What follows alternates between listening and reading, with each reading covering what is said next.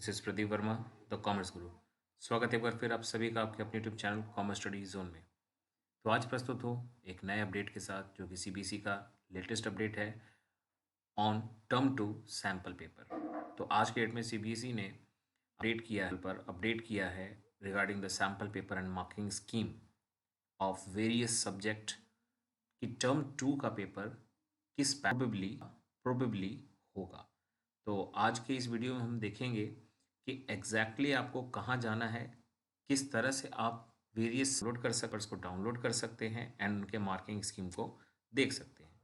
और साथ ही साथ आज हम वीडियो में डिस्कस करने वाले हैं अकाउंटेंसी एंड बिजनेस स्टडीज़ के सैम्पल पेपर के बेसिस पर उनका एनालिसिस कि किस तरह से वेटेज दिया गया है हर एक यूनिट को और किस टाइप के क्वेश्चंस आने की प्रोबेबिलिटी है जो सीबीएसई ने बताई है। तो आइए स्टार्ट करते हैं आज का ये वीडियो।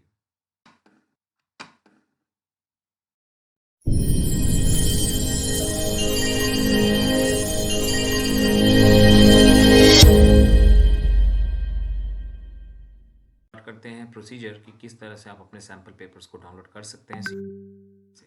तो जैसा कि आप देख रहे हैं अपने स्क्रीन पर गूगल क्रोम ब्राउज़र का होम पेज, मैं यहाँ पर टाइप करने वाला हूँ सीबीएसई एकेडमिक्स। जैसे सीबीएसई एकेडमिक को हम टाइप करते हैं तो आपका रिजल्ट्स जो निकल कर आता है उसमें सबसे पहला लिंक दैट इज cbseacademic.nic.in को आप क्लिक करेंगे। जैसे क्लिक करेंगे तो सामने खुलता है, इंटरफेस सामने खुलता है। और आप ध्यान दीजिए इस इंटरफेस में आपको बहुत सारे पोर्टल्स या लिंक दिखाई दें तो आपको दिखाई दे रहे होंगे, जिसमें से आपको फिलहाल जिस चीज़ का इस्तेमाल करना वो है सीबीएसई सैम्पल पेपर्स।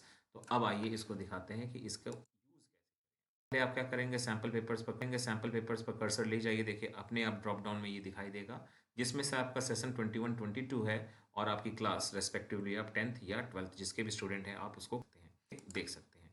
जैसे ही आपने क्लास अपना सेलेक्ट किया तो अब आपको सब्जेक्ट वाइज यहाँ पर सैम्पल पेपर्स एंड उसके मार्किंग स्कीम दिखाई दे रहे होंगे। टर्म 1 आपको नहीं देखना है क्योंकि ये आपका पेपर हो चुका है। अब आपको सब टर्म 2 के पेपर्स देखने हैं। तो जैसे आज के वीडियो में बात करेंगे अकाउंटेंसी के सब्जेक्ट्स के और बिजनेस स्टडीज़ के सब्जेक्ट्स के। तो इन दो सब्जेक्ट्स का हमारा जो सैम्पल पेपर्स हैं और उनके बनाए गए मार्किंग स्कीम्स हैं उसके बेसिस पर जो एनालिसिस है अबाउट द सैम्पल पेपर्स की किस तरह के वेटेज रखते हैं हर यूनिट्स और किस टाइप के क्वेश्चंस के एक्सपेक्टेशंस हैं जो सीबीएसई ने आज रिलीज की हैं। तो आइए अब डिटेल्स में देखते हैं इस एनालिसिस को अबाउट द सैम्पल पेपर्स। जैसा मैंने कहा कि अब हम बात करने वाले हैं सैम्पल पेपर के एनालिसिस की। तो जैसा आप देख पा रहे हैं सबसे पहली चीज़ ये है अकाउंटेंसी के सैम्पल पेपर का एनालिसिस। टोटल क्वेश्चंस जो आपके पेपर में जो दिखाए ये सैम्पल पेपर है। जैसा टर्म 1 में ऑलरेडी सीबीएसई कर चुकी है कि सैम्पल पेपर इशू करने के बाद भी बोर्ड के पेपर में कुछ चेंजेस मिले थे on the day of examination. तो मैं यही कहना चाहूँगा उस एक्सपीरियंस के होने के बाद सभी लोगों से कि एग्जैक्ट ऐसा आए दैट इज़ नॉट ट्रू।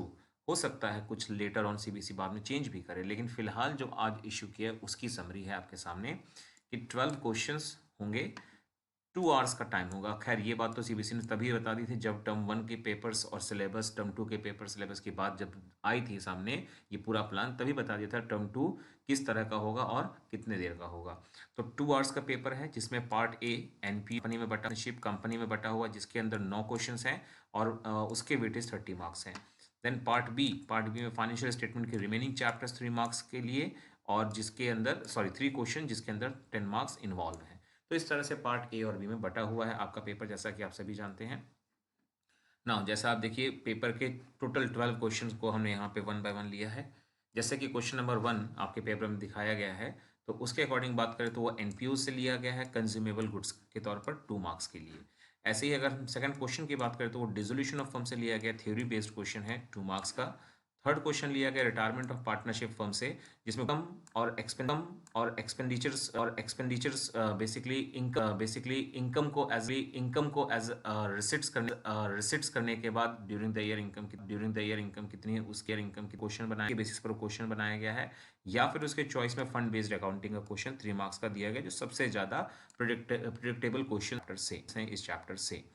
उसके बाद डेथ ऑफ पार्टनर जिसमें अक्सर तब से काफ़ी समय से अटकलें लग रही हैं कि इसमें क्या क्या आना चाहिए क्या क्या नहीं आना चाहिए, और सीबीएसई ने इस पेपर के थ्रू ये बात कहीं ना कहीं क्लियर कर दी है कि जो टॉपिक डेथ में इकलौता बचा हुआ वो है कैलकुलेशन ऑफ प्रॉफिट और loss till the date of death, जो कि 3 मार्क्स के लिए इस पेपर में दिखाया गया। मैं फिर रिपीट कर रहा हूँ, ये जितने भी टॉपिक्स और मार्क्स आप देख रहे हैं ये सजेस्टेड हैं। All these are not the final कि ऐसा ही बोर्ड का पेपर आपको दिखाई देने वाला है।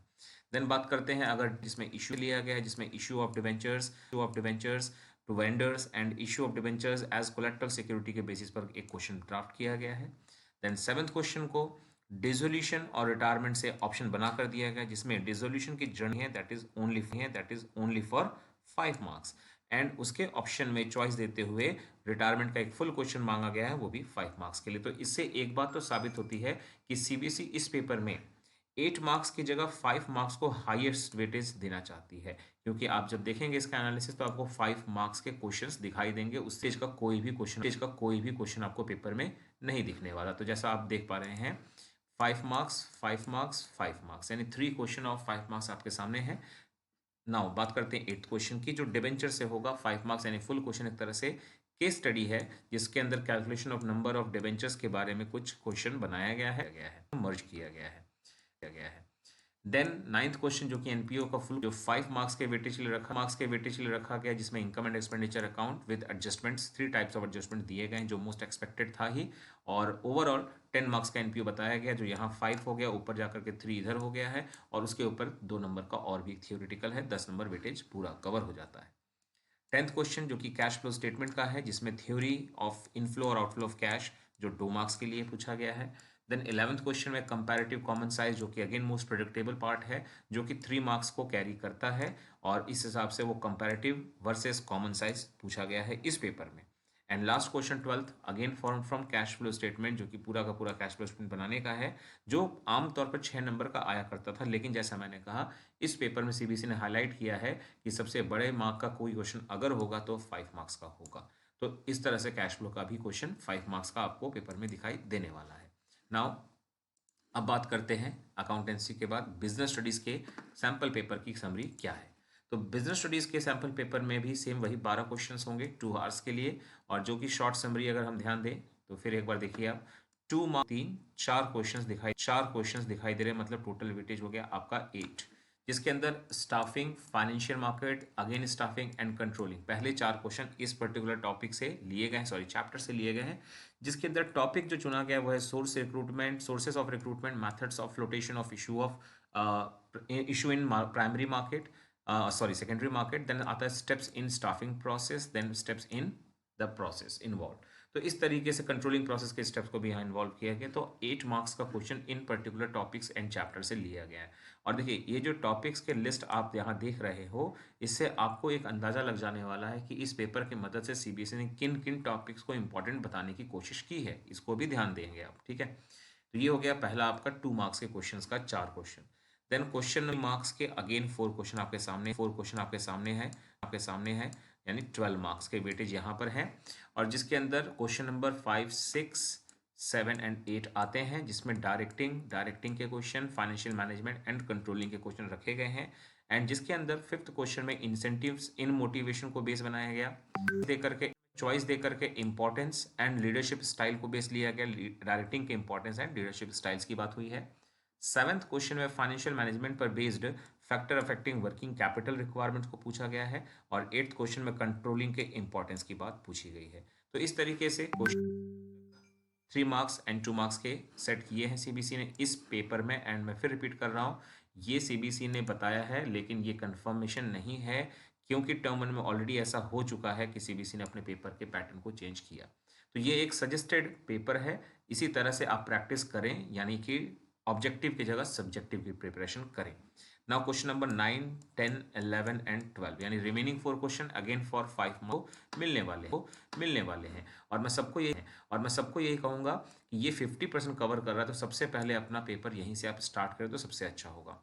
जिसमें कंज्यूमर प्रोटेक्शन को 9th क्वेश्चन में इन्वॉल्व किया गया, जिसमें कंज्यूमर के राइट्स और ड्यूटीज ऑफ कंज्यूमर को रखा गया है चॉइस में।